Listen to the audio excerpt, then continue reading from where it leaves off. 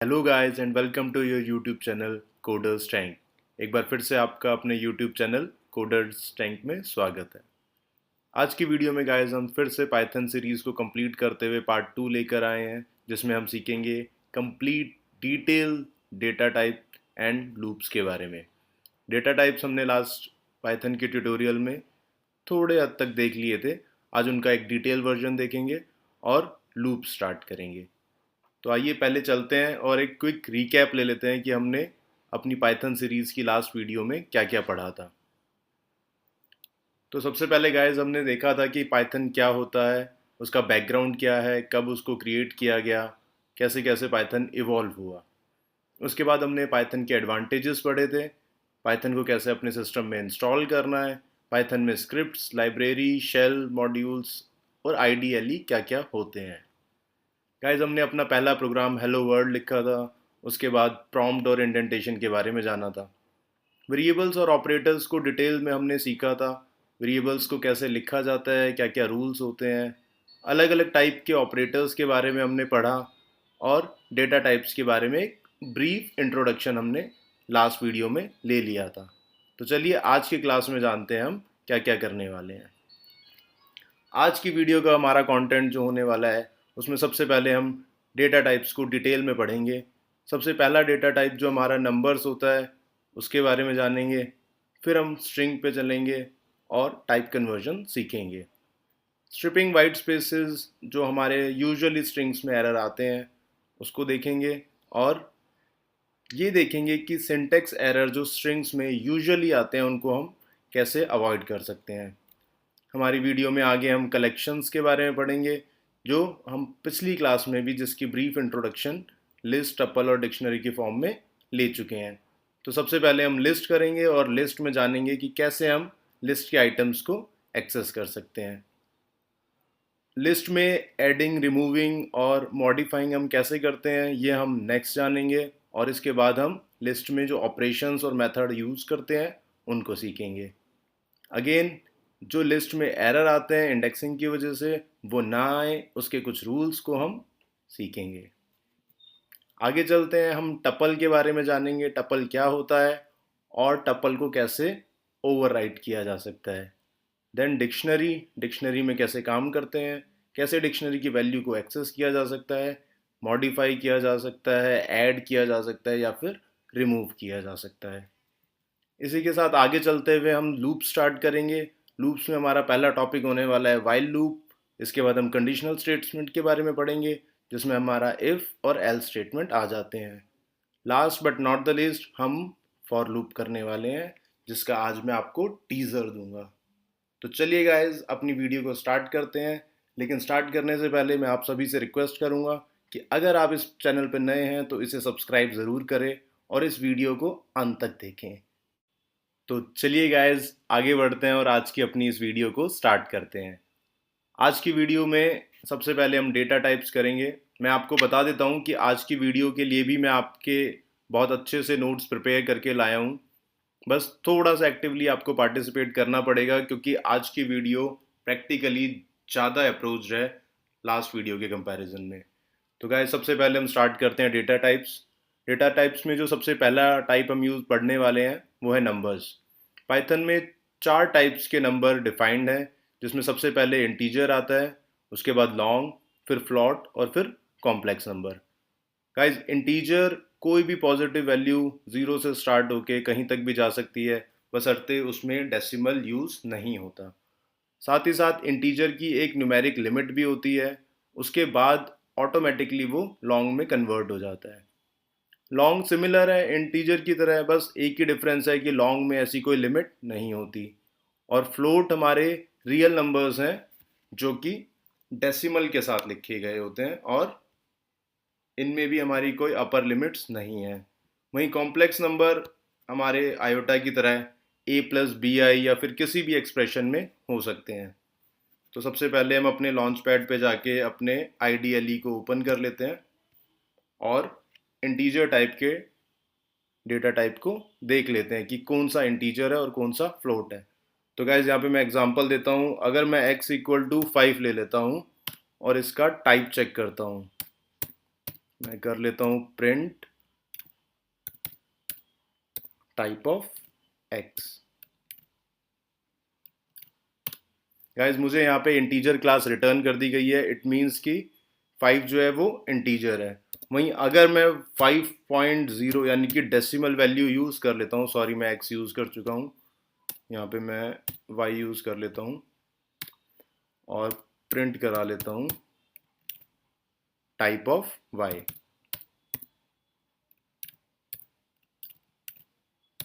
तो यहाँ गाइज मुझे फ्लोट क्लास रिटर्न हो चुकी है, इट मीन्स कि इंटीजर हमारे नॉन डेसिमल पॉजिटिव वैल्यूज़ हैं और फ्लोट हमारी डेसिमल वाली पॉजिटिव वैल्यूज़ हैं, नेगेटिव भी हो सकती हैं।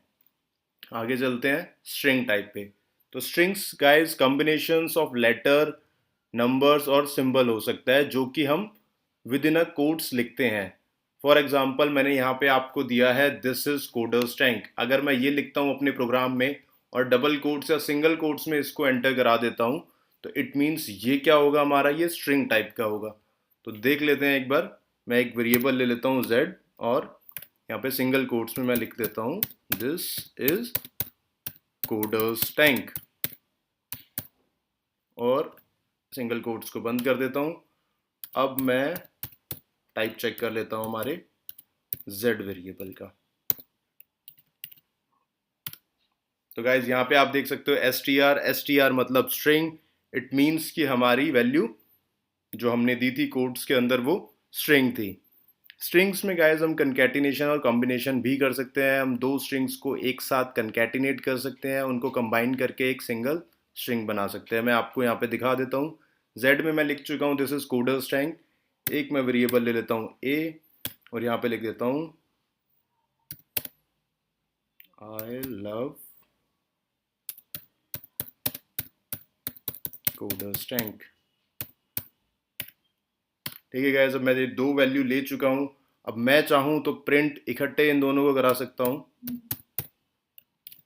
प्रिंट z प्लस ए। जो अर्थमेटिक ऑपरेटर्स हम यूज़ करते हैं जिसमें एडिशन वाला ऑपरेटर है वो हमारा कॉन्कैटिनेट का काम करता है, दो स्ट्रिंग्स को कंबाइन करने का। अब यहाँ पे गाइज आप देख सकते हो प्रिंट हो चुका है this is coders tank, I love coders tank. But यहाँ पे ये दोनों वैल्यू एकदम सट के आई हैं एक के बाद एक। यही हमारी स्ट्रिंग्स में आने वाले सबसे कॉमन एरर्स हैं जिनके बारे में अभी मैं आपको एक्सप्लेन करने वाला हूँ। तो गैस हमारा कंबाइनिंग और कंकैटिनेशन ऑफ स्ट्रिंग्स हो चुका है। अगर आप चाहो तो इसको अलग अलग वेरिएबल्स में ऐड करा के एक थर्ड वेरिएबल के थ्रू प्रिंट करा सकते हो या फिर डायरेक्ट भी आप इसको प्रिंट करा सकते हो। आगे चलते हैं टाइप कन्वर्जन या फिर टाइप कास्टिंग। अगर हमारे पास किसी एक टाइप का डेटा है तो क्या हम उसे कन्वर्ट कर सकते हैं? यस, हम उस टाइप को कन्वर्ट करके एक दूसरे टाइप में ले सकते हैं। यहाँ पर जैसे मैं आपको दिखाता हूँ, अगर आपके पास एक वैल्यू लिखी हुई है डबल कोट्स के अंदर 2, तो क्या ये 2 एक इंटीजर वैल्यू है? यहाँ पे मैं आपको प्रैक्टिकली इसको दिखाता हूँ। इसे एक बी टाइप के वेरिएबल में एंटर करा लेता हूँ और चेक कर लेता हूँ कि इसका टाइप क्या शो कर रहा है। तो हम टाइप ऑफ बी यहाँ पे प्रिंट करा लेते हैं। जैसे कि आप यहाँ पे देख सकते हैं कि बी का टाइप जो है वो str है, यानी कि स्ट्रिंग टाइप है। इट मीन्स जो मैं यहाँ पे आपको बात बता रहा था कि अगर डबल कोट्स में कोई भी इंटीजर लिखा हुआ है या फिर कोई भी न्यूमेरिक वैल्यू है तो वो इंटीजर नहीं स्ट्रिंग होती है। तो यूजुअली हमारे पास ऐसे केसेस में क्या एरर आता है, अगर हम यहाँ पे 2+2 करते हैं तो हमें ईजिली 4 आंसर मिल जाता है। बट इन केस अगर हम 2 प्लस ये वाला 2 कर देते हैं तो यहाँ पर हमें अनसपोर्टेड ऑपरेंड टाइप का एक एरर मिलता है, यानी कि इंटीजर और स्ट्रिंग दोनों को हम ऐड नहीं करा सकते। चलो ये तो हमें पता था, यहाँ पे हमने स्ट्रिंग डाल दिया। इन केस अगर हमें यूज़र से कुछ एंटर कराना है, फॉर एग्जांपल मैं यूज़र से इनपुट ले लेता हूँ एक वैल्यू। अब यहाँ पे मैंने सेम 2 ही एंटर कराया, मेरे को एरर फिर से मिला क्योंकि जो यूज़र से वैल्यू इनपुट हो रही है वो भी कौन से टाइप की आ रही है? स्ट्रिंग टाइप की, एक लिटरल होता है वो जो कि स्ट्रिंग टाइप का होता है, इसलिए हमें टाइप कास्टिंग की ज़रूरत पड़ती है। अब टाइप कास्टिंग में हम क्या करेंगे, जो हमें यहाँ पर इनपुट यूज़र से स्ट्रिंग टाइप का मिल रहा है, इसको हम इंटीजर टाइप में कन्वर्ट कर लेंगे, या फिर जिस केसेस में हमें पता है कि हमें इंटीजर टाइप का ही इनपुट चाहिए, हम बाय डिफ़ॉल्ट एक इंटीजर फंक्शन को कॉल करके सारी वैल्यूज़ को इंटीजर टाइप में कास्ट कर लेंगे। मैं एक एग्जांपल में आपको ये दिखा देता हूँ। अगर हम यहाँ पे 2 प्लस इंट फंक्शन को कॉल कर लेते हैं और यहाँ पे इनपुट ले लेते हैं, तो अब अगर हमसे यूज़र से इनपुट मांगा, मैंने फिर से 2 दिया, सेम सेम ही इनपुट गाइस मैंने यहाँ पर दिया था और सेम ही मैं यहाँ पर दे रहा हूँ, बट इस टाइम मैंने इंटीजर फंक्शन को ऑलरेडी कॉल किया हुआ है, तो मेरे को आंसर 4 मिलता है। यहाँ पे 4 आउटपुट आ गया, यानी कि 2 + 2 हो गया है। इट मीन्स कि यहाँ पर जो वैल्यू स्ट्रिंग की फॉर्मेट में जा रही थी, वो यहाँ पर इस int फंक्शन की वजह से इंटीजर में कन्वर्ट हो गई है, यानी कि उसका टाइप कन्वर्जन हो गया है, इसीलिए हमें 2 + 2 का आउटपुट 4 मिला है। सिमिलरली जैसे हमने अभी यहाँ पर इंटीजर टाइप में कन्वर्जन करी है, अगर हमें किसी वैल्यू को स्ट्रिंग टाइप में कन्वर्ट करना है, तो हम str फंक्शन को यूज़ कर सकते हैं। str से हमें जो भी लिटरल्स या जो भी इनपुट मिला है वो कन्वर्ट होके स्ट्रिंग टाइप का हो जाएगा। अब मैं आपको इसका भी एक एग्जांपल दिखाई देता हूँ। यहाँ पे मैं एक नया IDLE ओपन कर लेता हूँ। मैं दोबारा से लॉन्च पैड पे जाके अपने IDE को ओपन कर रहा हूँ। अब हमें देखना है कि स्ट्रिंग टाइप की कन्वर्जन कैसे होती है। नॉर्मल हम str फंक्शन में अगर 2 वैल्यू डाल देते हैं, यानी कि हम 2 इनपुट डाल रहे हैं। अब यहाँ पे 2 में मैंने कोई सिंगल कोट्स या डबल कोट्स नहीं दिया है, इट मीन्स कि मैं एक इंटीजर वैल्यू डाल रहा हूँ। बट अगर मैं यहाँ पे प्रिंट कराता हूँ तो ये सिंगल कोट्स या डबल कोट्स में आ रहा है, यानी कि हमारा स्ट्रिंग कन्वर्जन ऑटोमेटिकली हो रहा है str फंक्शन के थ्रू। तो ये था हमारा टाइप कन्वर्जन, जिसमें हमें स्ट्रिंग्स में आने वाले एरर से बचने के लिए बहुत यूज़फुल हमारे लिए रहता है। नेक्स्ट स्लाइड पे चलते हैं अपनी, जो कि है अवॉइडिंग वाइट स्पेसेस या फिर स्ट्रिपिंग ऑफ वाइट स्पेसेस। ये वाइट स्पेसेस क्या होता है? वाइट स्पेसेस कोई भी टैब या फिर जो हमने एडिशनल एक्स्ट्रा स्पेस टैब को दबा दिया है, न्यू लाइंस को ऐड कर दिया है, अपने कोड के स्टार्टिंग में या लास्ट में कुछ स्पेस बार को प्रेस किया है, तो हमारे पास वाइट स्पेसेस की वजह से कई बार एरर शो कर जाता है। अब यहाँ पे जैसे एक एग्जांपल मैंने दिया हुआ है, अगर मैं x को डिफाइन ऐसे करता हूँ, मैं प्रोग्राम के लीडिंग में भी और ट्रेलिंग पार्ट में भी दोनों साइड काफ़ी सारा स्पेस दे चुका हूँ और बीच में भी स्पेस दे चुका हूँ, तो ये स्ट्रिंग काम प्रॉपर करेगा, स्ट्रिंग की तरह ही चलेगा, लेकिन दिखने में उतना बेटर नहीं लगेगा। फॉर एग्जांपल यहाँ पे हम ले लेते हैं, मैं यहाँ पे 3-4 स्पेस दे के लिख देता हूँ, दिस इज बैडली रिटर्न। ठीक है, अब ये स्ट्रिंग टाइप का हो चुका है। अगर हम इसका टाइप यहाँ पे चेक करते हैं, सॉरी, अगर हम इसका टाइप यहाँ पे चेक कर रहे हैं x का, तो वो हमें क्लास स्ट्रिंग ही देगा, बट वो मेमोरी में भी काफ़ी स्पेस यूज़ कर रहा है और अच्छे से लिखा भी नहीं हुआ। इसके लिए हमें क्या करना है, हमें स्ट्रिपिंग का यूज़ करना है, यानी कि स्ट्रिप फंक्शन को कॉल करना है। स्ट्रिप फंक्शन हमारा दोनों एंड से, बोथ ट्रेलिंग और लीडिंग जो हमारी स्पेसेस आ रही है उसको रिमूव कर देगा। अगर हम अपनी कोड को अब यहाँ पे ऐसे लिख लेते हैं x.strip और फंक्शन को कॉल कर देते हैं, तो अब आप देख सकते हैं कि हमारी जो आगे और पीछे का पार्ट था वो दोनों रिमूव हो चुके हैं। दोनों वाइट स्पेसेस हमारे यहाँ से रिमूव हो चुके हैं, जो कि इस फंक्शन में पहले दिखाई दे रहे थे। अब अगर एक और एग्जांपल ले, मैं y एक स्ट्रिंग बना लेता हूँ और यहाँ पे मैं इसको दिस इज न्यू बैड। अब यहाँ पे गाइज मैंने सिर्फ स्टार्टिंग में वाइट स्पेस दिया है, इसके प्रोग्राम के एंड में वाइट स्पेस को नहीं दिया है। तो अगर मैं यहाँ पे चाहूँ कि मुझे सिर्फ और सिर्फ अपने लेफ्ट साइड वाले पार्ट को से वाइट स्पेस को रिमूव करना है, तो मैं इसी में एक एडवांस फंक्शन जो कि स्ट्रिप क्लास का ही एक फंक्शन है, आर स्ट्रिप, उसको कॉल कर लूँगा, जो कि मेरा सॉरी एल स्ट्रिप को कॉल कर लूँगा, जो कि मेरे लेफ्ट साइड वाले पार्ट की वाइट स्पेसेस को रिमूव कर देगा। तो मैं यहाँ पे आपको दिखा देता हूँ, ये बार बार वन ड्राइव परेशान कर रहा है। Y dot L strip. अब आप यहाँ पे देख सकते हो आगे जो भी बैड स्पेस मेरी थी वो हट चुकी है, लेकिन बीच वाली स्पेसेस एज इट इज़ यहाँ पर शो कर रहा है, क्योंकि गाइस जो हमारी इन बिटवीन स्पेस हम दे रहे हैं, इन बिटवीन जो हम वाइट स्पेस दे रहे हैं वो रिमूव नहीं होती है, वो इंटरनल स्पेसेस है, वो काउंट हमेशा होगी। अगर हम सिमिलरली सिर्फ अपने राइट साइड वाले पार्ट की स्पेस को रिमूव करना चाहते हैं, यहाँ पे मैं एक और एग्जांपल ले लेता हूँ जिसमें मैं आगे भी बैड स्पेस दे रहा हूँ,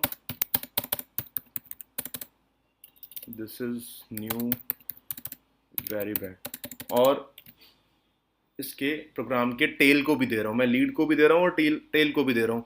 और यहाँ पे मैं सिर्फ अगर एल स्ट्रिप को कॉल करता हूँ तो आप देख सकते हो कि मेरे यहाँ से स्पेस खत्म हो चुका है, लेकिन प्रोग्राम के टेल पे अब भी बहुत सारा वाइट स्पेस ऑलरेडी शो कर रहा है। तो इसके लिए या तो मैं इंडिविजुअली एल स्ट्रिप और आर स्ट्रिप को कॉल कर सकता हूँ। आर स्ट्रिप यानी कि जो राइट साइड की वाइट स्पेस है उसको स्ट्रिप कर देगा और उसको हटा देगा। अब अगर मैं इंडिविजुअल करता हूँ तो एक साइड हट जाता है, दूसरी साइड रह जाता है। या तो मैं सिंपली स्ट्रिप को कॉल कर लेता हूँ जो मेरे दोनों साइड से इसको हटा देगा, या फिर मैं एक और मेथड लेके दोनों को एक साथ भी कॉल कर सकता हूँ। बट सिंपल है अगर हम इसे डायरेक्ट स्ट्रिप फंक्शन को कॉल करें, एल स्ट्रिप और जेड स्ट्रिप, एल स्ट्रिप और एस स्ट्रिप के चक्करों में ना पड़े। आगे हम देखते हैं बैक स्लैश टी और बैक स्लैश एन, इनका क्या यूज़ होता है वाइट स्पेसेस में। तो इनका भी यूज़ वैसे ही है जैसे हम टैब बटन का यूज़ कर रहे होते हैं, बट ये शॉर्टकट है। बैक स्लैश टी हमारा 4 स्पेसेस आगे ले जाएगा और बैक स्लैश एन हमारा नेक्स्ट लाइन में हमें मूव करा देगा। मैं एक एग्जांपल में आपको दिखा देता हूँ। अगर मैं प्रिंट करा रहा हूँ सबसे पहले बैक स्लैश टी हेलो, और अब मैं लिख देता हूँ बैक स्लैश एन वर्ड, और अपने प्रोग्राम को एग्जीक्यूट करता हूँ। तो गाइस आप देख सकते हो यहाँ पे जो ये 4 स्पेसेस हैं, ये हमारा एक टैब बटन जितनी स्पेस है, उसके बाद हेलो प्रिंट हो रहा है, फिर वो नेक्स्ट लाइन पे जा रहा है बैक स्लैश एन की वजह से, और वर्ल्ड को प्रिंट कर रहा है। तो वाइट स्पेसेस का खेल ज़्यादा डिफ़िकल्ट नहीं है, लेकिन ये हमारे प्रोग्राम्स में एरर ला सकते हैं, इसलिए हमें इनको भी अवॉइड नहीं करना। देखना है कि कहाँ पे एडिशनल वाइट स्पेसेस दी गई हैं और कहाँ पे उनकी यूज़ नहीं है। अगर यूज़ नहीं है तो हम स्ट्रिप फंक्शन से उनको रिमूव कर सकते हैं। अब ये तो था हमारा नॉर्मल नंबर्स और स्ट्रिंग्स के बारे में। अब हम चलते हैं कलेक्शंस पे। कलेक्शन जैसे कि बाकी प्रोग्रामिंग लैंग्वेज में एरे होते हैं, वैसे ही पाइथन में कलेक्शंस 4 तरह के हैं, लिस्ट, टपल, डिक्शनरी और सेट्स। पिछली वीडियो में मैं आपको इनके बारे में एक ब्रीफ इंट्रोडक्शन दे चुका हूँ। अभी और एलेबोरेटेड फॉर्म में और ज़्यादा डिटेल में इसको हम पढ़ने वाले हैं। सबसे पहले स्टार्ट करते हैं लिस्ट से।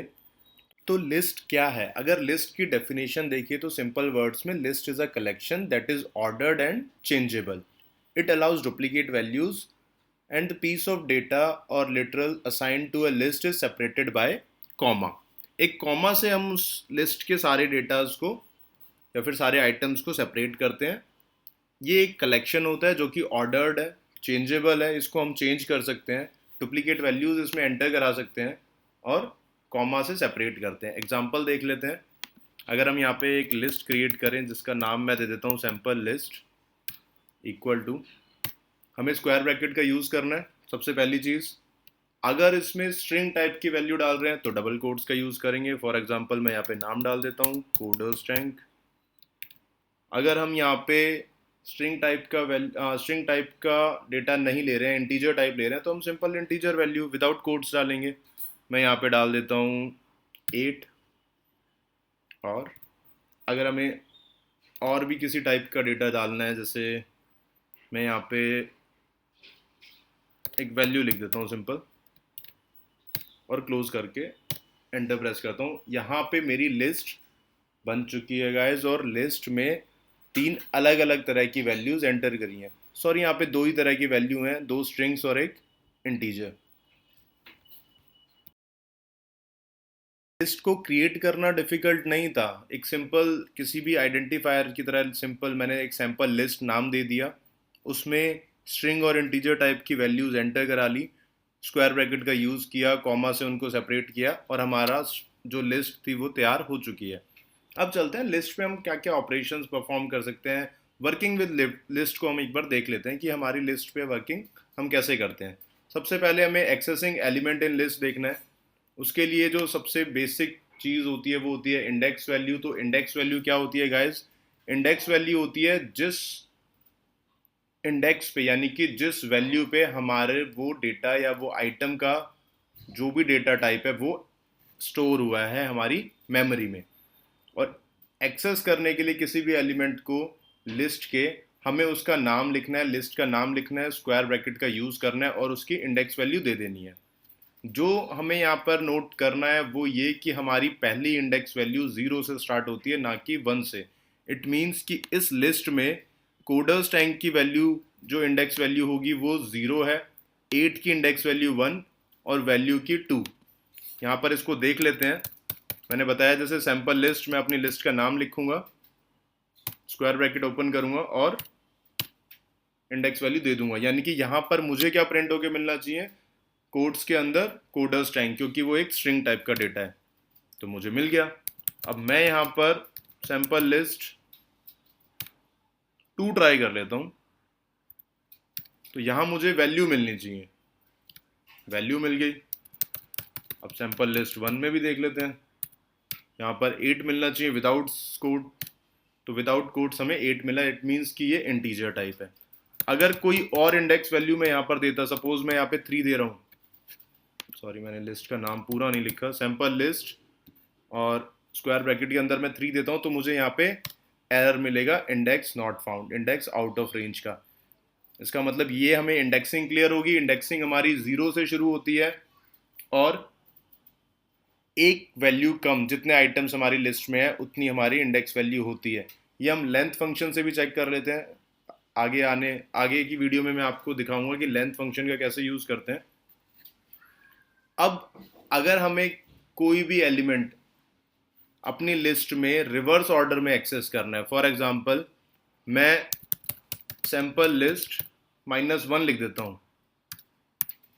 नेगेटिव इंडेक्सिंग का मतलब होता है कि रिवर्स ऑर्डर। अगर मैं यहाँ -1 रख रहा हूं तो मेरा जो आउटपुट मुझे मिलेगा वो मिलना चाहिए वैल्यू पीछे से सबसे पहला। यहाँ पे पीछे से 0 से शुरू नहीं होता, -1 से शुरू होता है। तो मैंने एंटर कराया और मुझे आउटपुट क्या मिला? वैल्यू। सॉरी मैंने एंटर गलत दबाया, कोई बात नहीं। अगर मैं यहाँ पे -2 लिख के एंटर कराता हूँ तो मुझे मिला 8 और -3 में मुझे मिलेगा कोडर टाइम। तो ये सब क्लियर है। एक्सेसिंग द लिस्ट बहुत आसान है, सिर्फ इंडेक्स वैल्यू डालनी है और एंटर प्रेस कर देना है, हमारा काम ख़त्म। अगर आगे चलते हैं, अब नेक्स्ट हमारा आता है मॉडिफाइंग करना, कुछ ऐड करना या फिर लिस्ट में से कुछ भी रिमूव करना। तो ये सारे ऑपरेशन लिस्ट में हो सकते हैं, क्योंकि हमने जब लिस्ट की डेफिनेशन पढ़ी थी तो वहाँ पे लिखा था इट इज़ चेंजेबल। इसको हम म्यूटेट कर सकते हैं, ये इम्यूटेबल नहीं है, ये बहुत ही ईजीली चेंज हो जाती है। तो सबसे पहले किसी वैल्यू को चेंज करना देखते हैं, यानी कि मॉडिफाई करना देखते हैं। यहाँ पर हमने अपनी सैम्पल लिस्ट में कोडर टैंक जो लिखा था उसकी स्पेलिंग गलत थी, मैंने एस का यूज़ नहीं किया था। मैं यही सोच रहा था कि जब मैं इसको चेंज करूँगा तब मैं ये आपको दिखा दूंगा। तो अगर मैं सैम्पल लिस्ट जो मेरी लिस्ट है इसके 0 इंडेक्स पे वैल्यू को चेंज कर देता हूँ या फिर मॉडिफाई कर देता हूँ, तो वो कोडर्स टैंक की स्पेलिंग भी मैं ठीक कर सकता हूँ। इसका सिंटेक्स बहुत सिंपल है। मुझे सैम्पल लिस्ट में जोन सी मेरी वैल्यू है उसका इंडेक्स लिखना है, इक्वल टू, अगर वो स्ट्रिंग टाइप की है तो स्ट्रिंग, और अगर स्ट्रिंग टाइप की नहीं है तो कोड्स का यूज़ नहीं करना। अब यहाँ पे मैंने कोडर्स टैंक लिख दिया है और एंटर प्रेस कर दिया। अब गाइज अगर मैं अपनी सैंपल लिस्ट को प्रिंट कराता हूँ तो मेरे पास क्या है आप चेक कर सकते हो, कोडर्स टैंक, यहाँ पर एस लगा हुआ है, यहाँ पर नहीं था। इट मीन्स कि मैं लिस्ट को कभी भी किसी भी स्टेज पे मॉडिफाई कर सकता हूँ। अब मॉडिफाई के साथ ही एक एडिशन वाला भी फंक्शन देख लेते हैं कि लिस्ट में एडिशन कैसे कराया जाता है। कोई भी नया आइटम अगर मुझे एडिशन कराना है लिस्ट में तो मुझे एक कंकैटिनेट वाले ऑपरेटर यानी कि एडिशन वाले प्लस साइन के ऑपरेटर को यूज़ करना पड़ेगा। हम उसे कैसे यूज़ करेंगे, उसके दो तरीके हैं। या तो मैं simple sample list equal to sample list plus और जो भी मुझे ऐड कराना है वो लिख देता हूँ, जो भी नया मुझको इसमें असाइन करना है। मैं दो चीज़ें इसमें लिख देता हूँ। सबसे पहला तो एक न्यू एडिशन, जिससे पता चल जाएगा कि ये न्यू ऐड हुआ है, और सैंपल लिस्ट। जो दूसरा तरीका मैं आपको बता रहा था उससे मैं इसमें एक और डिफरेंट डेटा टाइप को एंटर कराता हूँ। मैं फ्लोट वैल्यू एक एंटर करा लेता हूँ। या तो हम सिंपल असाइन करके और एडिशन का यूज़ करके इसे कर सकते हैं, या फिर हम ऐड असाइन जो दोनों एक साथ काम करते हैं उस फंक्शन को भी यूज़ कर सकते हैं। सबसे पहले हम प्लस लिखेंगे, फिर इक्वल टू, और यहाँ पे सीधा हम क्या डाल देंगे, जो वैल्यू हमें एंटर करानी है अपनी लिस्ट में। तो यहाँ पे मैं 5.0 को एंटर करा लेता हूँ। Sorry, float object is not,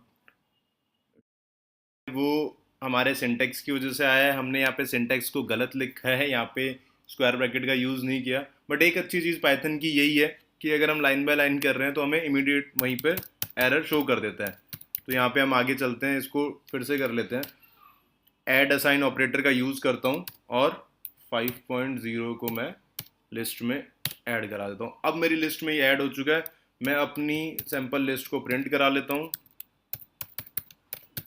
तो मेरे पास पहले तीन वैल्यू थी, कोडर्स टैंक, 8 और वैल्यू, और अब मेरे पास एक न्यू एडिशन ऐड हो चुका है और 5.0 ऐड हो चुका है। तो देखते हैं कि ये शो कर रहा है या नहीं। देखो, सबसे पहले कोडर्स टैंक 0 इंडेक्स पे, फिर 1 पे 8, 2 पे वैल्यू, 3 पे न्यू एडिशन और 4 पे 5.0। यहाँ इस प्रोग्राम के करने तक, इस सिंटेक्स के लिखने तक हमने सारी ही लिस्ट के ऑपरेशंस या फिर सारे ही लिस्ट में डेटा टाइप्स को एंटर करा दिया है, ऐड करके देख लिया है, मॉडिफाई करके देख लिया है।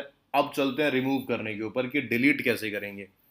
तो डिलीट करना भी बहुत आसान है। उसके लिए या तो हम डेल फंक्शन का यूज़ कर सकते हैं या फिर रिमूव का। तो यहाँ पे आप देख रहे हो, सॉरी मैं लिस्ट चेंज करता हूँ। डिलीट कीवर्ड है, सॉरी, डेल कीवर्ड का अगर हम यूज़ करते हैं और इंडेक्स वैल्यू दे देते हैं जो हमें करनी है, जो भी हमें डिलीट करनी है, तो वो वहाँ से डिलीट हो जाएगा। बट एक चीज़ का जो हमें यहाँ पे ध्यान देना है कि when we delete any item, तो जो उसके बाद वाली पोजीशंस हैं उनके इंडेक्स वैल्यू ऑटोमेटिकली लेफ्ट की साइड शिफ्ट हो जाएंगे। यहाँ पे हम एक अपनी इसी लिस्ट में करके देख लेते हैं। डेल कीवर्ड का यूज़ किया और सैंपल लिस्ट में से मैं थर्ड इंडेक्स पे जो वैल्यू है उसको डिलीट करता हूँ, यानी कि 0 पे कोडर्स टैंक, 0 1 2 3 न्यू एडिशन अब यहाँ से डिलीट हो जाना चाहिए भाई। चेक करा लेते हैं, सैंपल लिस्ट को प्रिंट कराते हैं। अब देखो यहाँ पे कोडर्स टैंक है, 8 है, वैल्यू है, न्यू एडिशन हट चुका है और 5 है। इट मीन्स कि डेल फंक्शन से हम किसी भी वैल्यू को, किसी भी इंडेक्स पोजीशन पे जो हमारी वैल्यू स्टोर है उसको delete, deleting element from the list. अगर लिस्ट में आगे चलते हैं तो कुछ और भी ऑपरेटर्स और ऑपरेशंस हैं जो हम परफॉर्म कर सकते हैं, जैसे कि सॉर्टिंग ऑफ लिस्ट या फिर रिवर्स सॉर्टिंग, या फिर अपनी लिस्ट की लेंथ को चेक करना कि उसकी लेंथ कितनी है। तो इसके लिए सॉर्टिंग क्योंकि अगर हमें करनी है तो मैं एक नंबर सॉर्ट सबसे ज़्यादा इजी रहेगा वो कर लेता हूँ। मैंने एक फ्रेश आईडी ओपन कर लिया है। यहाँ पे मैं एक न्यू लिस्ट क्रिएट कर रहा हूँ जिसमें मैं 1 3 5 66 45 87 99 123 ऐसे मैंने बहुत सारी वैल्यूज़ एंटर करा दी है। अब ये ऑर्डर्ड लिस्ट तो है, ऑर्डर तो इसका है इंडेक्सिंग के अकॉर्डिंग, बट ये सॉर्टेड फॉर्म में नहीं है, ये सॉर्ट नहीं है। अगर मुझे चाहिए कि ये एक असेंडिंग ऑर्डर में ही सॉर्ट हो या फिर डिसेंडिंग ऑर्डर में सॉर्ट हो, उसके लिए मुझे सॉर्ट फंक्शन का यूज़ करना पड़ेगा। वैसे मैंने बहुत ही रेयर यहाँ पे देखा है कि मैंने बहुत ही कम इसको ऊपर नीचे किया है। ये ऑटो मतलब ऑलमोस्ट सॉर्टेड ही है। 135 के बाद सिर्फ एक ये वाला पार्ट सॉर्ट नहीं है, बाकी सारे पार्ट सॉर्ट हैं। स्टिल हम इसको चेक कर लेते हैं। ये एक वैल्यू हो या हज़ार हो, इसको तो पूरा ही करना है। यहाँ पे अगर हम sample list dot sort SORT function को कॉल करते हैं और उसके बाद अपनी लिस्ट को प्रिंट कराते हैं, तो आप देख सकते हो 45 पहले आ गया है, 66 उसके बाद चला गया है। अगर इसी को मुझे रिवर्स सॉर्ट करना है, इसका ऑर्डर बढ़ते क्रम की जगह घटते क्रम में ले जाना है, तो और भी सिंपल है। मैं सिर्फ लिखूंगा सैम्पल लिस्ट, अपनी लिस्ट का नाम, स्क्वायर ब्रैकेट ओपन करूंगा और कॉलन का यूज़ करके -1 लिख दूंगा। That's it. अब मेरी लिस्ट रिवर्स ऑर्डर में यानी कि डिसेंडिंग ऑर्डर में सॉर्ट हो चुकी है। सबसे पहले 123, फिर 99, फिर 87 और ऐसे करते करते 1 तक। अगर इस लिस्ट की मुझे लेंथ आइडेंटिफाई करनी है कि इसकी लेंथ क्या है, तो हम यहाँ से देख सकते हैं 3, 3, 6 और 2, 8 आइटम्स इसके अंदर हैं।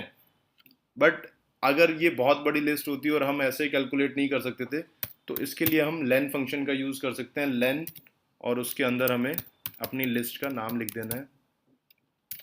That's it, 8। जैसे मैंने आपको बताया था 3, 3, 6 एंड 2, 8। 8 वैल्यूज हमने इसमें एंटर कराई थी, तो इसका मतलब हमारी लिस्ट की लेंथ कितनी हो गई? 8। अब अगर थोड़ा सा लिस्ट में हमें देखना है, तो कुछ जो एरर यूजुअली आते हैं उन एरर्स के बारे में देख लेते हैं कि वो एरर ना आए इंडेक्सिंग की वजह से। तो हमें क्या क्या चीज़ों का ध्यान रखना है? सबसे पहला तो हमारा total count of item in the list हमें पता होने चाहिए कि हमारी लिस्ट में कितने आइटम्स हैं, ताकि अगर हमें उसे एक्सेस करना है या फिर उसमें से हमें कुछ रिमूव करना है, डिलीट करना है, तो हमें पता होगा कि कितने इंडेक्स तक हमें जाना है। जितने भी आइटम हमारे टोटल होंगे, उससे एक कम वैल्यू हमारी इंडेक्स की होगी। और दूसरी चीज़ जिसका हमें ध्यान रखना है कि हमारी इंडेक्स वैल्यू हमेशा 0 से शुरू होती है। ये मैं आपको बता ही चुका हूँ। एक बार आप प्रोग्राम करोगे, ये आपको हमेशा के लिए याद हो जाएगा। तीसरी चीज़ जिसका ध्यान बहुत ज़्यादा रखना है कि रिमूव और ऐड करते टाइम लिस्ट पे से हर बार, ये मैं पूरा लिख नहीं पाया, ये शायद टाइप पूरा नहीं किया हुआ है PPT में मैंने। अगर हम कोई भी वैल्यू रिमूव कर रहे हैं या फिर कोई भी नई एक आइटम लिस्ट में ऐड कर रहे हैं, तो हमारी इंडेक्सिंग हमेशा चेंज होगी। अगर हम रिमूव कर रहे हैं तो हमारी इंडेक्स वैल्यू लेफ्ट साइड में घट जाएगी, और अगर हमने कोई भी आइटम ऐड किया है तो हमारी लेंथ बढ़ चुकी होगी और एक इंडेक्स वैल्यू भी ऐड हो चुकी होगी। लेकिन अगर हम किसी वैल्यू को चेंज करते हैं या मॉडिफाई करते हैं, तो उस केस में हमारी इंडेक्स वैल्यू के साथ कुछ नहीं चेंज होने वाला। उस केस में हमारी index value as it is रहेगी। तो लिस्ट में तो बस इतना ही था। लिस्ट के बाद जिस कलेक्शन के बारे में हम पढ़ने जा रहे हैं वो है टपल। तो एक बार हम टपल को देख लेते हैं। टपल क्या होता है? टपल भी सीक्वेंस है लिस्ट की तरह ही। उसमें भी हम मल्टीपल वैल्यूज असाइन कर सकते थे। यहाँ भी बहुत सारी मल्टीपल डेटा टाइप्स की वैल्यू को हम असाइन कर सकते हैं। यहाँ पर एक्सेस करना ऑलमोस्ट सेम है। हम स्क्वायर ब्रैकेट का ही यूज़ करते हैं एक्सेस करने के लिए, इंडेक्स वैल्यू डाल के, सब कुछ सेम है। बस एक चीज़ जिसका हमें ध्यान रखना है, लिस्ट की तरह ये चेंजेबल नहीं है, ये इम्यूटेबल है। और इसमें स्क्वायर ब्रैकेट के से हम वैल्यू को असाइन नहीं करते, हम इसमें पैरेंथेसिस का यूज़ करते हैं। पैरेंथेसिस से हम इसमें वैल्यू को डालेंगे और हम इसको चेंज नहीं कर सकते। एक बार जो हमने लिख दिया वो फाइनल हो गया भाई, वो पत्थर की लकीर हो गया। अब यहाँ पे कोड देख लेते हैं इसका कैसे लिखते हैं। अगर मैं एक सैम्पल टपल बना लेता हूँ, देखो पहले तो यहीं पे गड़बड़ कर रहा था। सैम्पल टपल, ये वाले ब्रैकेट लेने हैं, ये वाले ब्रैकेट नहीं लेने, हमें पैरेंथेसिस लेना है। यहाँ पे हम वैल्यू डाल देते हैं। सबसे पहले वही कोडर स्ट्रिंग, दूसरा एक इंटीजर वैल्यू, तीसरा एक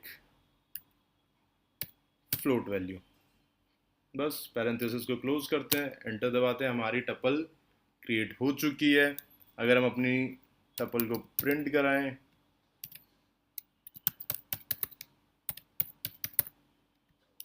तो ये कोडर स्ट्रैंक 8 और 8.0 को प्रिंट कर रहा है। इट मीन्स कि टपल के अंदर वैल्यू स्टोर हो गई है। अगर इसका हमें टाइप प्रिंट कराना है, एक बार चेक कर लेते हैं कि टपल ही कोई टाइप है या फिर कोई और टाइप इसका बन गया है।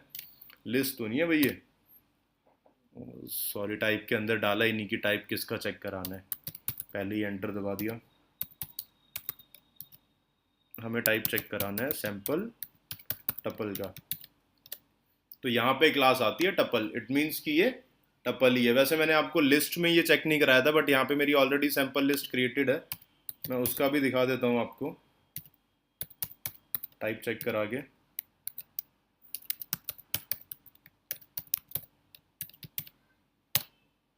तो अगर देख सकते हैं मैंने सैंपल लिस्ट का टाइप चेक कराया तो मुझे क्लास लिस्ट मिली है, और सैंपल टपल का कराया तो क्लास टपल मिली है। तो टपल में जो सबसे पहली चीज़ बताई थी कि कुछ भी अगर हमें एक्सेस करना है तो लिस्ट की तरह सिमिलर रहेगा, कोई भी चेंज नहीं आने वाला, हम एज इट इज़ लिखेंगे और उसको एक्सेस कर लेंगे। यानी कि अगर मुझे यहाँ पे सैंपल टपल और इंडेक्स वैल्यू डालता हूँ मैं 0, तो क्या मिलना चाहिए, कोडर्स रैंक कि नहीं, चेक कर लेते हैं। कोडर्स रैंक हमें मिल रहा है, इसका मतलब इंडेक्सिंग भी सेम है और एक्सेसिंग का मेथड भी सेम, बिल्कुल सेम ब्रैकेट यूज़ कर रहे हैं। एक और ट्राई कर लेते हैं, यहाँ पे फ्लोट वैल्यू मिलनी चाहिए हमें 8.0 की, वो मिल रही है। तो इतना तो क्लियर हो गया। एक चीज़ जिसका ध्यान देना है, अगर हम एक सिंगल वैल्यू टपल में एंटर करानी है तो सिंगल वैल्यू को हमें एक कॉमा के साथ लिखना पड़ेगा।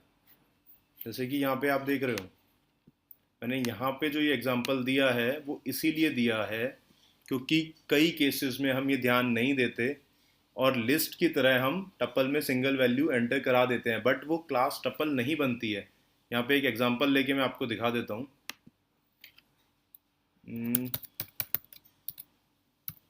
मैं सैंपल टप एक टपल बनाने की कोशिश करता हूँ और इसमें वैल्यू डालता हूँ 1, ठीक है, क्रिएट हो गया, वेरिएबल का नाम हो गया। अब इसका टाइप चेक कर लेते हैं। टाइप किसका चेक करना है हमें, सैंपल टप का। गाइस इसका क्लास इंट आ रहा है, INT, इंटीजर, समझ रहे हो, ये 1 यहाँ पे इंटीजर की तरह ही काम कर रहा है। इसका मतलब अगर अब मैं यहाँ पे 2 प्लस सैंपल टप कर दूंगा तो वो 3 आंसर दे देगा। इसका मतलब ये सैंपल टपल नहीं बना है, मतलब टपल नहीं बना है।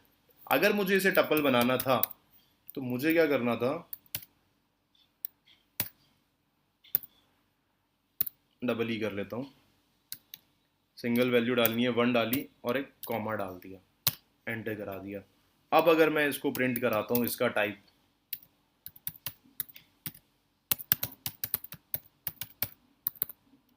तो आप देख सकते हैं यहाँ पर क्लास मुझे टपल रिटर्न कर रहा है।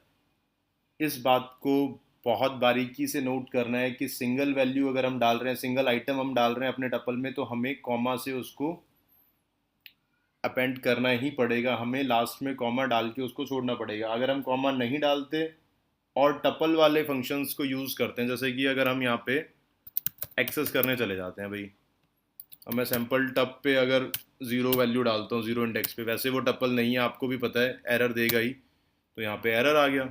और वहीं अगर मैं सैंपल टपल ई पे 0 वैल्यू डालता हूँ तो मुझे 1 मिल रहा है। ये टपल है, यहाँ पे 0 इंडेक्स की वैल्यू में एक्सेस कर सकता हूँ, इससे पहले मैं नहीं कर सकता था। अब मैंने आपको बताया कि टपल इम्यूटेबल है और यहाँ पे मैंने बड़ा बड़ा लिख दिया राइटिंग ओवर है टपल। ये क्या हुआ भाई, अब ये कैसे कर सकते हैं, तो टपल तो जो बिल्ट इन उसकी क्वालिटी है उसके हिसाब से तो हम उसमें ओवर रिटर्न कुछ भी नहीं कर सकते। और ये रिकमेंड किया जाता है कि कोड में टपल का यूज़ वहीं करें जहाँ हमें चेंज नहीं करना कुछ। अगर हमें उससे चेंज करना ही है तो टपल की जगह लिस्ट का यूज़ कर लें।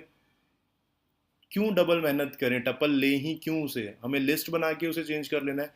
बट कई केसेस में ऐसा हो जाता है, डिमांड ऑफ कोड हमें ऐसी मिलती है कि रिक्वायर्ड होता है कि टपल को भी हमें कुछ ओवरराइट करना पड़ता है या कुछ ना कुछ उसमें चेंज करना पड़ता है। तो उसके लिए एक ट्रिक यूज़ करनी पड़ती है और वो ट्रिक है हमारी ओवरराइटिंग के लिए टाइप कन्वर्जन। टाइप कन्वर्जन मैंने आपको अभी स्ट्रिंग में दिखाया था, इंटीजर वाली भी दिखाई थी और स्ट्रिंग वाली भी दिखाई थी। बट यहाँ वाली टाइप कन्वर्जन थोड़ी सी मुश्किल होती है। हम टपल को लिस्ट में कन्वर्ट कर सकते हैं और लिस्ट में कुछ भी चीज़ मॉडिफाई करके या ऐड करके वापस से लिस्ट को टपल में कन्वर्ट कर सकते हैं। ये थोड़ा सा लेंदी हो जाएगा, मैं आपको स्टिल इसको एक बार दिखा देता हूँ। करना ना करना आपके ऊपर है, अगर आपको अच्छा लग रहा है ऐसे करना तो आप इसको कर सकते हैं, अदरवाइज़ आप चाहो तो इसे छोड़ देना, ये इम्पॉर्टेंट नहीं है। इसका यूज़ बहुत ही रेयर होने वाला है, कभी भी हम ओवरराइड टपल में नहीं करने वाले हैं। स्टिल एक फंक्शन मैं आपको करके दिखा देता हूँ, एक कोड आपके लिए भी रेडी हो जाएगा। एक नया लॉन्च पैड ओपन कर रहा हूँ, एकदम फ्रेश स्टार्ट करेंगे और सैम्पल टपल नाम से एक टपल क्रिएट कर लेते हैं। 1 2 3 4 5 बहुत नॉर्मल सी चीज़ें रखनी है, कुछ नहीं इसमें रखेंगे। तो हमारी यहाँ पे सैम्पल टपल हो चुकी है। एक टेम्परेरी लिस्ट बना लेते हैं और लिस्ट में हम लिस्ट टाइप की कन्वर्जन करके अपनी सैम्पल टपल को डाल देते हैं। देखो अब हमारी सैम्पल टपल से कन्वर्ट हो गई, एक टेम्परेरी लिस्ट बन चुकी है, टेम्प लिस्ट जिसका नाम है। अगर मैं ऐसे यहाँ पे प्रिंट करा लेता हूँ तो आप देख भी लोगे,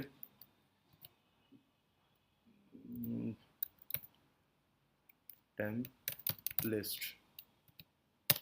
ठीक है, लिस्ट प्रिंट हो रही है, ये लिस्ट की तरह ही आ रहा है सब कुछ। अगर ये टपल होता तो यहाँ पे पैरेंथेसिस होते, स्क्वायर ब्रैकेट नहीं होते। इट मीन्स कि हमारा लिस्ट में कन्वर्जन वाला काम हो चुका है। अब जैसे हम लिस्ट में कुछ ऐड करते हैं, कुछ भी रिमूव करते हैं, वैसे हम यहाँ पे मॉडिफाई कर लेते हैं अपनी टेम्प लिस्ट में। ज़ीरो इंडेक्स पे मैं क्या चाह रहा हूँ, अब ज़ीरो इंडेक्स पे मुझे मिल जाए कोडर्स टैंक, तो मैं यहाँ पे कोडर्स टैंक लिख देता हूँ। ठीक है, हो गया, ये भी हमें ये भी मिल चुका है। अब अगर यहाँ पे प्रिंट कराएंगे अपनी लिस्ट को तो कोडर्स टैंक के साथ वो मिल जाएगा। अब इतना काम हो गया, हमने टपल को लिस्ट में कन्वर्ट करा लिया, उस लिस्ट में हमने मॉडिफाई कर दिया। अब इस लिस्ट को वापस से हमें टपल में भेजना है, यानी कि फिर से हमें टाइप कन्वर्जन करनी है। अब हम फिर से अपनी सैम्पल टपल लेंगे और टपल टाइप की कन्वर्जन करेंगे, टाइप कास्ट हो जाएगा यहाँ से, और अपनी टेम्प लिस्ट को यहाँ पे लिख देंगे। That's it. अब आप अपनी टपल क्लास को प्रिंट करा लो, सॉरी टपल वेरिएबल को प्रिंट करा लो, और देखो कोडर्स टैंक आपके टपल में आ चुका है। हाँ, अगर अभी डाउट है कि ये टपल है या लिस्ट ही है तो इसका टाइप चेक कर सकते हो।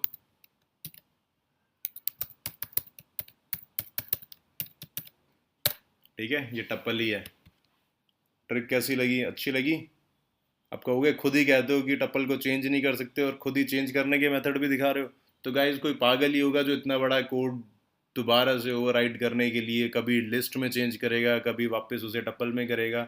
जो इसकी फंक्शनैलिटी है वो कुछ सोच समझ के ही दी होगी। इसका मतलब है हमें टपल वहीं पर यूज़ करना है जहाँ पर हमें चेंज नहीं करना या फिर कुछ भी मॉडिफाई नहीं करना। टपल में बस इतना ही था, इसके बाद हमें डिक्शनरी करनी है, डिक्शनरी पे चलते हैं। तो डिक्शनरी क्या होता है? डिक्शनरी के बारे में भी पिछली वीडियो में एक ब्रीफ इंट्रोडक्शन मिल चुका है आपको, पर वो बहुत ही लिमिटेड था। ये डिटेल वाला वीडियो आया है तो इसमें सारे कोड, सारे प्रोग्राम प्रॉपर वे में हमें लिखने हैं। तो डिक्शनरी क्या होता है गाइस? डिक्शनरी लिस्ट की तरह ही है बिल्कुल, सारी फंक्शनैलिटी वैसे ही है, कुछ कुछ चेंजेस है बस। एक तो हम यहाँ पे करली ब्रैकेट का यूज़ करते हैं, यहाँ पे स्क्वायर ब्रैकेट का यूज़ या फिर पैरेंथेसिस का यूज़ नहीं होता। लिस्ट भी ऑर्डर्ड होती है, डिक्शनरी में भी हम ऑर्डर्ड आइटम्स ऐड कर सकते हैं, मल्टीपल टाइप्स के आइटम ऐड कर सकते हैं, और चेंजेबल भी है, एक्सेस भी कर सकते हैं, एडिशन, मॉडिफिकेशन, डिलीशन सब कुछ हो सकता है डिक्शनरी में। बस जो न्यूमेरिकल इंडेक्सेस हम यूज़ करते थे लिस्ट में, डिक्शनरी में हम की वैल्यूज़ यूज़ करेंगे, कीज़ यूज़ होंगी। कैसे होंगी वो एक एग्जांपल में दिखा देता हूँ, एक सैम्पल डिक्शनरी बना देता हूँ। ठीक है, अब यहाँ पे करली ब्रैकेट यूज़ करने, करली ब्रैकेट ले लेते हैं। अब आपको की वैल्यू के साथ एडवांटेजेस क्या है? देखो, अगर मुझे सबसे पहले नाम लिखना था तो मैं की नेम दे दूंगा और जो उसके अंदर वैल्यू होगी वो अपना नाम दे दूंगा। अगर सेकंड मुझे रोल नंबर लिखना था तो मैं की को रोल नंबर रख लूँगा और वैल्यू में जो एक्चुअल रोल नंबर मेरा होगा मैं उसको एंटर करा लूँगा। तो यहाँ पे कोशिश यही करो कि की हमेशा स्ट्रिंग टाइप की लो। वैसे अगर आप चाहो तो नॉन स्ट्रिंग यानी कि इंटीजर टाइप की भी ले सकते हो, बट वो रिलेटेबल नहीं है और लिस्ट की तरह वो नेक्स्ट अपने आप ऑटोमेटिकली इंक्रीज नहीं होगी। अगर आपने कहीं पर की 1 ली है तो अगली की 2 हो, ऐसा नहीं हो सकता। अगली की जो आप रखोगे वही होगी। की और आइटम में हम कॉलन से सेपरेट करते हैं। अब जैसे मेरा नाम कोडर्स टैंक ही लिखेंगे भाई, कोडर्स टैंक है, ठीक है, कॉमा। अब अगली की मेरी है रोल नंबर, वो लिख देते हैं, कॉलन से इसको अलग करेंगे और यहाँ पे रोल नंबर 15। देखो मैंने यहाँ पर को डबल कोट्स या सिंगल कोट्स का यूज़ नहीं किया। रोल नंबर में क्या था, जो भी वैल्यू मैं स्ट्रिंग टाइप की दे रहा हूँ वहाँ पे करूँगा, जो वैल्यू स्ट्रिंग टाइप की नहीं दे रहा वहाँ पे मुझे डबल कोट से कोई लेना देना नहीं है। एंटर करता हूँ, मेरी डिक्शनरी तैयार हो गई है। प्रिंट करके चेक कर लेते हैं इसका टाइप, क्या ये सच में डिक्शनरी है। तो भाई पाइथन के अकॉर्डिंग तो ये DICT यानी कि डिक्शनरी टाइप की क्लास का ही है। इसका मतलब इसका डेटा टाइप क्या हुआ, डिक्शनरी। अब नेक्स्ट चलते हैं, इसको एक्सेस कैसे करेंगे। एक्सेस करने के लिए कोई डिफरेंस नहीं है, बस इंडेक्स वैल्यू की जगह हमें क्या डाल देना है, की वैल्यू। जैसे कि आप यहाँ पे देख सकते हैं मैंने लिखा हुआ है सैम्पल डिक, और इसमें रोल नंबर मैंने डाला तो रोल नंबर ही प्रिंट होना चाहिए। देख लेते हैं, एक्सेस करने जा रहे हैं, स्क्वायर ब्रैकेट का ही यूज़ करेंगे और रोल नंबर लिख के डबल कोट्स स्क्वायर ब्रैकेट बंद, एंटर। तो रोल नंबर क्या था मेरा, 15। ये लिस्ट से थोड़ा बेटर इसीलिए है कि अब मुझे सिर्फ अपना नाम प्रिंट कराना है। मुझे इंडेक्स से कोई मतलब नहीं है कि भाई वो कहाँ पर है कहाँ नहीं। मैं सीधा यहाँ पे नाम लिखूंगा, नेम लिखा और एंटर करा दिया, मेरा नाम आ गया कोडर्स टैंक। सिंपल था, इजी भी है। इसी तरह वैल्यू ऐड करने का देखना है। ऐड करने के भी दो ही तरीके जैसे पहले थे, नॉर्मल कोई भी वैल्यू लो उसको ऐड करा दो एक की वैल्यू देके। लेकिन लिस्ट में जब भी हम कुछ भी एडिशन कर रहे होते थे ना, तो हमें इंडेक्स वैल्यू पता होनी चाहिए थी, या फिर हम आगे उसको ऐड कराते चले जाते थे। यहाँ पे हमें कुछ याद करने की ज़रूरत नहीं है, करंट नंबर क्या है क्या नहीं है। बस हमें ये ध्यान देना है कि जो की हम यूज़ करेंगे ना वो एक यूनिक होनी चाहिए। जैसे मैं यहाँ पे आपको दिखा देता हूँ, मैं ले रहा हूँ एज, ठीक है। तो एज मेरी कितनी है, मैं यहाँ पे एज लिख देता हूँ 9, एंटर करा देता हूँ और यहाँ पे मैं अपनी सैम्पल TICT को प्रिंट कर देता हूँ। तो मेरा name corders tank, roll number 15 और अगली एज 9 प्रिंट होनी चाहिए। देखो नाम में कोडर्स टैंक आ गया, रोल नंबर में 15 आ गया और एज में 9 आ गया। इसका मतलब adding an element in dictionary is very easy. बहुत ही सिंपल सा हमें उसके लिए कोड लिखना पड़ता है ये। और मॉडिफाई करना है या चेंज करना है तो कुछ भी नहीं करना है, की वैल्यू डालनी है और उसको रिप्लेस कर देना है। यहाँ पे मैं दिखा देता हूँ आपको, भाई मैं अब मॉडिफाई कर रहा हूँ अपने रोल नंबर को। मान लो मेरी क्लास चेंज होगी, मेरा रोल नंबर भी चेंज हो गया, अब मेरा रोल नंबर हो गया 25, ठीक है। और अब मैं अपनी डिक्शनरी को प्रिंट करा देता हूँ। तो देखो यहाँ पे रोल नंबर कितना आया 25, यहाँ पे कितना था 15, यहाँ भी कितना था 15। इसका मतलब modification changing any element in list is very easy, कोई डिफ़िकल्टी नहीं है। किसी को डाउट होगा इस वीडियो को देख के, मैं गारंटी ले रहा हूँ इसके बाद डाउट यहाँ पे बचेगा भी नहीं। अब देखते हैं डिलीट कैसे करना है। डिलीट जैसे हम लिस्ट में करते थे डेल कीवर्ड का यूज़ करके वैसे कर सकते हैं, या फिर रिमूव फंक्शन को भी यूज़ कर सकते हैं। मैं आपको डेल कीवर्ड का यूज़ करके दिखा देता हूँ। मैंने एज एडिशनल ऐड किया है और मैं अपने डिक्शनरी में से नेम को डिलीट कर देता हूँ। यार नेम कोडर्स टैंक है, वो डिलीट करना अच्छा नहीं लगेगा। एक काम करते हैं, रोल नंबर को डिलीट कर देते हैं। थोड़े सेंटिमेंट्स भी होते हैं ना गाइज, उसको भी तो देख के चलना है। अब सैम्पल डिक्शनरी को प्रिंट कराते हैं। देखो नाम कोडर्स टैंक है, एज 9 है, बस और कुछ नहीं। रोल नंबर गायब हो गया। इसका मतलब डिलीशन भी कोई बहुत बड़ी तोप नहीं थी, बहुत इजी सी चीज़ थी, हमने वो कर ली। थोड़ा सा स्टाइलिंग देख लेते हैं, कोड को कैसे स्टाइल कर सकते हैं या फिर क्या क्या चीज़ें कोड लिखते टाइम ध्यान रखनी है। सबसे पहली तो अगर ऑलरेडी कोई स्टाइल उसमें यूज़ किया हुआ है तो हम दूसरा स्टाइल नहीं यूज़ करेंगे, उसको ओवरराइड नहीं करेंगे। अगर समझ आ रहा है तो एज इट इज़ यूज़ करो। अब जो भी स्टाइल यूज़ कर लिया तुमने, उसको थ्रू आउट अपने प्रोजेक्ट में वही यूज़ करना है। कोई और बीच में आपको चेंजेस करने की ज़रूरत नहीं है। अवॉइड करो अननेसेसरी वाइट स्पेसेस को डालना। अगर आप वाइट स्पेसेस ऐड कर रहे हो, यानी कि बेकार में स्पेस बार को दबा रहे हो या टैब को दबा रहे हो, तो प्रॉब्लम आ सकती है। अपने वेरिएबल को लिखते टाइम या कोड में कहीं पे भी कैपिटल आई का यूज़ मत करना, लोअर केस में एल का यूज़ मत करना, क्योंकि वो कैपिटल आई और लोअर केस का एल एक जैसे लगते हैं। वैसे ही कैपिटल ओ का भी यूज़ मत करना, कई बार ज़ीरो से प्रॉब्लम हो जाती है। ज़ीरो और ओ में डिफ्रेंशिएट नहीं कर पाता यूज़र जब उसको यूज़ करता है। तो कोडर्स के लिए ये चीज़ें बहुत इम्पोर्टेंट है। वैसे भी तुम कोडर्स रैंक पे हो, तो कोडर बनना है तो इन चीज़ों का ध्यान रखना, अपने कोड में स्टाइल होना ज़रूरी है। नेक्स्ट चलते हैं हम लूप की तरफ। हमारा आज का आखिरी टॉपिक है, नया चैप्टर है। इसमें देख लेते हैं क्या क्या पढ़ रहे हैं। लूप करेंगे, लूप में वाइल लूप करेंगे, कंडीशनल स्टेटमेंट्स पढ़ेंगे और फॉर लूप करेंगे। तो सबसे पहले तो लूप होता क्या है? लूप होता है बार बार रिपीट कराना। एक कोड को किसी दो पॉइंट्स के बीच में रिपीट कराते रहना और तब स्टॉप करना जब हमें ज़रूरत है। जब तक ज़रूरत नहीं हुई हमें कोड को स्टॉप नहीं करना, वो हमारी लूप होती है। लूप में सबसे पहले हम वाइल लूप देख रहे हैं कि वाइल लूप क्या है। वाइल लूप को सिंपल टर्म्स में अगर मैं बोलता हूँ तो ये एग्जीक्यूट करता है एक ब्लॉक ऑफ स्टेटमेंट्स को, तब तक जब तक कि हमें टॉप पे जो दी हुई हमने कंडीशन है ना, वो ट्रू रिटर्न कर रहा है। अगर वो कंडीशन फॉल्स हो जाती है तो हमें बस वो लूप से बाहर निकाल देगा। अगर यहाँ पे देखें तो मैंने एक कोड लिखा था, इसको प्रॉपर यहीं पे लिख देता हूँ। एक वेरिएबल ए को मैंने वैल्यू असाइन की 0। अब नेक्स्ट में चला, मैंने condition the while a is less than 10। जब तक ए 10 से छोटा है तब तक क्या, ओहो कॉर्नर नहीं लगाया बेटा, while a is less than 10। इसके बाद बेटा कॉलन का यूज करना है और फिर एंटर दबाना है। ठीक है, अब आप खुद देख सकते हो कि मुझे यहाँ पे इंडेंटेशन होके मिला है, इतना स्पेस ऑलरेडी अंदर है। ठीक है, अगर मैं इसको बैक स्पेस का बटन दबा देता हूँ ये हट जाएगा, लेकिन मुझे हटाना नहीं है, मुझे एक ब्लॉक बनाना है यहाँ पे, जो ब्लॉक मेरा इस पूरे वाइल के थ्रू आउट चलता रहेगा। तो अब मैं यहाँ पे क्या लिख रहा हूँ, A is equal to A plus 1। ठीक है, अभी भी मैं उसी ब्लॉक के अंदर हूँ, इसका मतलब ये भी एग्जीक्यूट होगा, प्रिंट ए। इतना हो गया।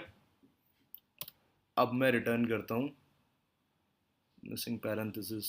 क्या हो क्या रहा है भाई यहाँ पे छोटे से कोड में। मैं दोबारा से लॉन्च पैड को स्टार्ट करता हूँ, फिर से लिखेंगे, ये फ्रेश करेंगे एकदम। सबसे पहले ए को असाइन की वैल्यू 10, 0 करनी है। 10 करूँगा तो मैं नेगेटिव में भी जा सकता हूँ। फिर से लिख देता हूँ, ए को वैल्यू असाइन की 0, वाइल लूप स्टार्ट किया, कब तक, जब तक ए 10 से छोटा है। आगे चले, ए में इंक्रीमेंट किया 1 का और प्रिंट करा दिया ए को। ठीक है, 1 2 3 4 5 6 7 8 9 10 तक वो आया। जैसे वो यहाँ पे 10 पे आया, इसके बाद दोबारा गया, कंडीशन चेक की, ए 10 से छोटा था। अब ए 10 से छोटा नहीं था, ए 10 के इक्वल था, तो उसने इस ब्लॉक से, जो ब्लॉक यहाँ तक हमारा बना हुआ था, यहाँ से बाहर निकाल दिया, और बाहर निकलने के बाद कुछ था नहीं तो प्रिंट करके वैल्यू दे दी। अब लूप में हमने जो देखा वो ये था कि वाइल के अंदर हमने एक कंडीशन लिखी है। कंडीशन जब तक होती रही हमारी ट्रू, लूप हमारी कंटिन्यू करती रही। तो जब लूप कंटिन्यू करती है तो जो हमें करना होता है लूप में वो एग्जीक्यूट होता है। ये कोड इसलिए एग्जीक्यूट हो रहा था क्योंकि ये इंडेंटेशन वाली फॉर्म में था, हमने इंडेंटेशन का यूज़ किया था। यहाँ पर ब्लॉक, ये 4 वाइट स्पेसेस थे। अगर इस 4 वाइट स्पेसेस से बाहर कुछ लिखता तो वो कोड लूप में नहीं आता और वो एग्जीक्यूट भी नहीं होता। अगर ये हमें देखना है तो हम अगला प्रोग्राम देख लेते हैं। उससे थोड़ा सा और क्लियर हो जाएगा। देख रहे थे, हमें इंडेंटेशन का प्रॉपर यूज़ करना है, इसलिए मैं टर्मिनेटर से निकल के प्रोग्राम मोड में जा रहा हूँ। प्रोग्राम लिखने के लिए मैं एक जहाँ पे मैं अपना प्रोग्राम सेव कर सकूँ, मैंने बताया था कि मैं शेल में ना लिख के डायरेक्ट प्रोग्राम विंडो में इसको लिखता हूँ और चेक करता हूँ कि मेरे साथ ये इंडेंटेशन वाले जो एरर आ रहे हैं, या फिर अगर किसी ब्लॉक को मुझे एग्जीक्यूट कराना है उसमें से बाहर आने के लिए कैसे डिफरेंस आएगा। अगर मैं एक प्रोग्राम लिख लेता हूँ, सबसे पहले वेरिएबल को वैल्यू देता हूँ x=10 और यहाँ पे अपनी वाइल लूप स्टार्ट करता हूँ। While x is not equal to zero, जब तक x मेरा ज़ीरो नहीं होता, कॉलन लगाया, नेक्स्ट किया मैंने प्रिंट करा लिया x को। ठीक है, मैं x को प्रिंट करा रहा हूँ और x को डिक्रीमेंट भी कर रहा हूँ 1 से। यहाँ मैं अपने ब्लॉक से बाहर आ जाता हूँ। ठीक है, अब x की वैल्यू ज़ीरो हो जाएगी तो ये बाहर निकल जाएगा। इसका मतलब मैं यहाँ पे प्रिंट करा लेता हूँ, जैसे ही x की वैल्यू ज़ीरो होगी वो x इज़ नाउ ज़ीरो, वो इस ब्लॉक से बाहर आ जाए और इसे प्रिंट कर दे जो ब्लॉक में नहीं है। और यहाँ मैं लिख देता हूँ मेरी लूप एंड्स। ठीक है, छोटा सा प्रोग्राम है, इसको मैं रन करा लेता हूँ। रन कराने के लिए रन मॉड्यूल में जाना है। सबसे पहले ये हमें बोलेगा कि अपने प्रोग्राम को सेव करो, तो ठीक है भैया, सेव कर लेते हैं। प्रोग्राम को नाम दे देते हैं लूप न्यू। ठीक है, प्रोग्राम सेव किया। सेव होते ही मुझे एरर मिल गया, अनमैच स्ट्रिंग। ठीक है भाई, प्रिंट में पैरेंथेसिस ओपन किए नहीं थे। और चले हो रन कराने, अब रन करते हैं। सेव किया, ओके हो गया। अब देखो, सबसे पहले मेरे x की वैल्यू 10 थी, यहाँ पे 10 प्रिंट हुआ, फिर 9 8 7 6 5 4 3 2 1। एक के बाद वो लूप में से निकल गया, यानी कि वो उस ब्लॉक से बाहर आ चुका था। मैं यहाँ पे आपको दिखा देता हूँ साथ साथ के साथ ही। जैसे ही यहाँ पे वैल्यू ज़ीरो हुई, वो इस ब्लॉक में गया ही नहीं, वो सीधा यहाँ पर आ गया और इसको प्रिंट कर दिया कि x इज़ नाउ ज़ीरो।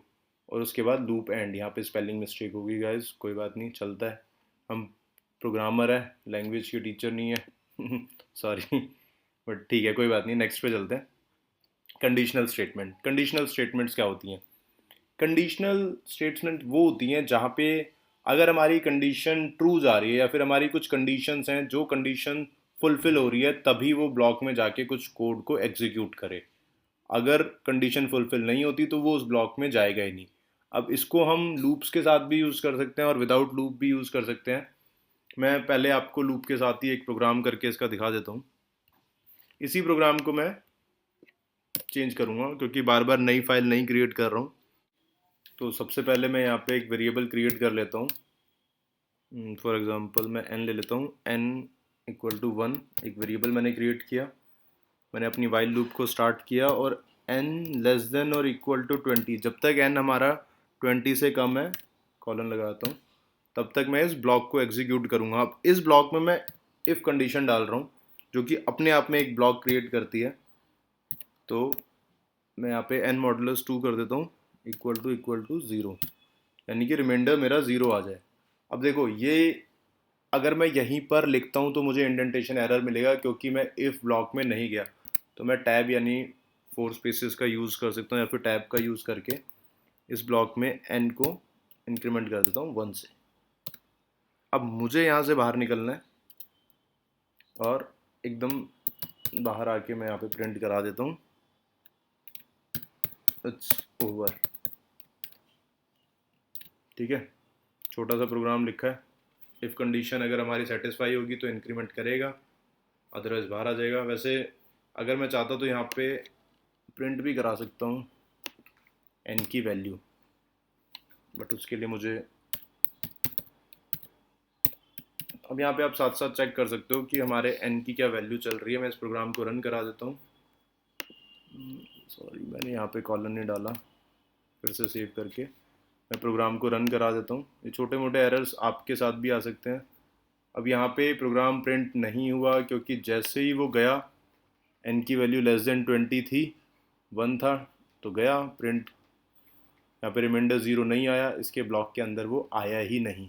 अगर मैं इस कंडीशन में यहाँ पर N is not equal to zero कर दूँ, यानी कि मेरा रिमाइंडर ज़ीरो ना हो, तो जब तक 20 तक वो जाएगा एक वैल्यू छोड़ के वो हर बार इसके अंदर आएगा। दोबारा से इस प्रोग्राम को रन करा के मैं आपको दिखा देता हूँ। अब देखो 1 पे गया, 1 के बाद 2 पे आया, 2 पे कंडीशन ज़ीरो हो गई, 2 से कम्प्लीटली हमारा रिमाइंडर ज़ीरो हो चुका था, तो वो ब्लॉक में आया ही नहीं और हमारे ब्लॉक से बाहर निकल गया।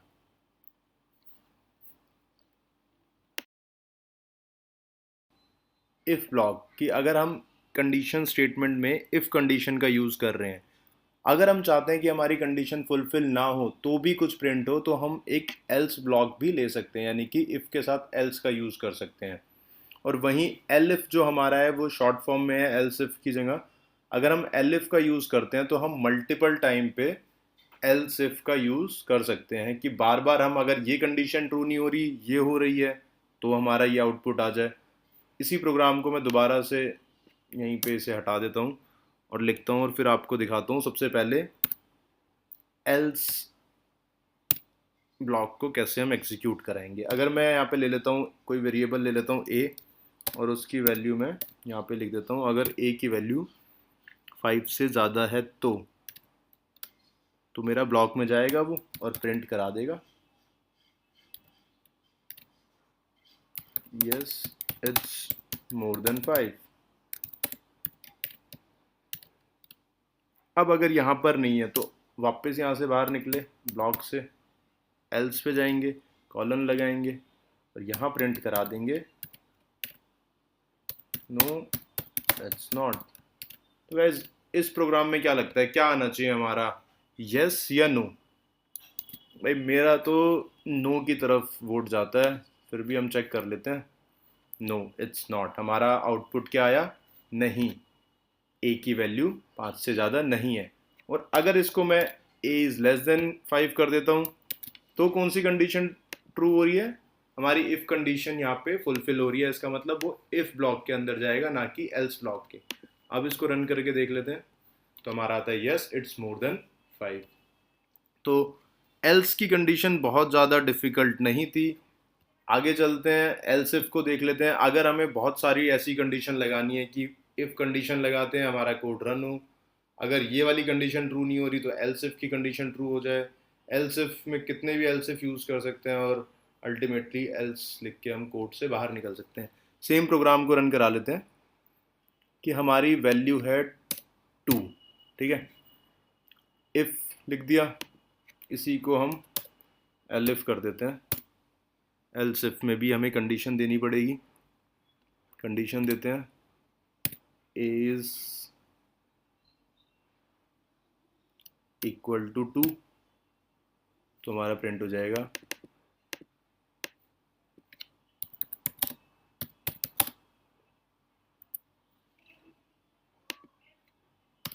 ब्लॉक से बाहर निकलते हैं, एक और एलिफ दे देते हैं, यहाँ कंडीशन दे देते हैं A is greater than 2, equal to की कंडीशन देते हैं, ये तो कंफ्यूज हो जाएगा।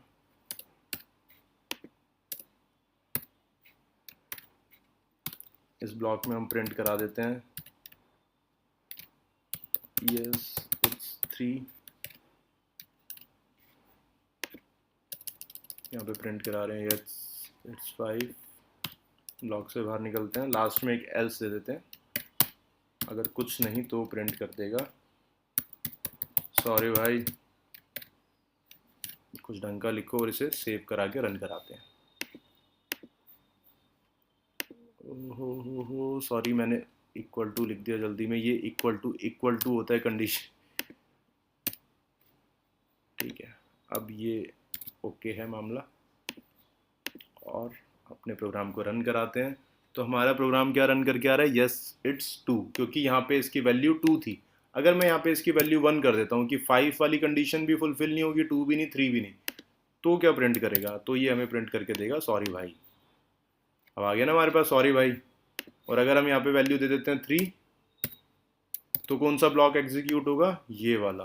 रन करा के देख लेते हैं, यस इट्स 3 हमारा आउटपुट आना चाहिए, जो कि आ गया। बहुत आसान है, कोई मुश्किल नहीं है। नेक्स्ट चलते हैं, फॉर लूप की तरफ चलते हैं। फॉर लूप की तरफ, जैसे मैं आपको पहले भी बता चुका हूँ अपने वीडियो के कंटेंट में कि आज हम सिर्फ फॉर लूप का टीज़र देखने वाले हैं। ऑलरेडी वीडियो बहुत लंबी हो चुकी है और ये ओवर फ्लडेड ना हो बच्चों को, इसके लिए अभी सिर्फ मैं आपको एक इंट्रोडक्शन दे देता हूँ फॉर लूप का। फॉर लूप यूज़ की जाती है जब भी हमारे ऑर्डर्ड सीक्वेंस के ऑब्जेक्ट होते हैं, जैसे कि लिस्ट और टपल। तो अगर हमें एक रेंज देनी होती है तो हम टपल की रेंज दे देते हैं कि फॉर एक कंडीशन इन सैम्पल टपल, या फिर फॉर कंडीशन इन लिस्ट। तो वो उस लिस्ट में हमारी लूप घूमती है, उस लिस्ट के हर एक आइटम को वो पहले ट्रेस करती है। अगर हमारी कंडीशन ट्रू हो रही होती है, हमारा यहाँ पे टारगेट सेटिस्फाई होता है, तो जो हम स्टेटमेंट लिखते हैं वो एग्जीक्यूट हो जाती है। अदरवाइज एल्स में बाहर निकल के वो स्टेटमेंट एग्जीक्यूट नहीं होती। तो आज की वीडियो में बस इतना ही था। आशा करता हूँ सबको बहुत क्लियरली डेटा टाइप समझ आ चुके होंगे, हमारी कंडीशनल स्टेटमेंट समझ आ चुकी होगी, वाइल लूप क्लियर हो चुकी होगी, और रही सही कसर फॉर लूप की हम नेक्स्ट वीडियो में कवर कर लेंगे। अब आपसे एक छोटी सी रिक्वेस्ट है, इस वीडियो को देखने के बाद अपने दोस्तों से इसे शेयर ज़रूर करना, ताकि उनके भी पाइथन से रिलेटेड जो भी डाउट्स हो, या फिर वो पाइथन में अभी बहुत नए जुड़े हों, तो ये सब चीज़ें उनकी क्लियर हो जाए। और अगर आप इस चैनल पे अभी तक आपने सब्सक्राइब नहीं किया है तो प्लीज़ चैनल को सब्सक्राइब ज़रूर कर लेना और बेल आइकन को ज़रूर दबा लेना, ताकि जब भी मैं नेक्स्ट वीडियो डालूँ वो आपके पास इमीडिएट उसकी नोटिफिकेशन पहुंच जाए। That's it guys, thank you for watching this video, thank you.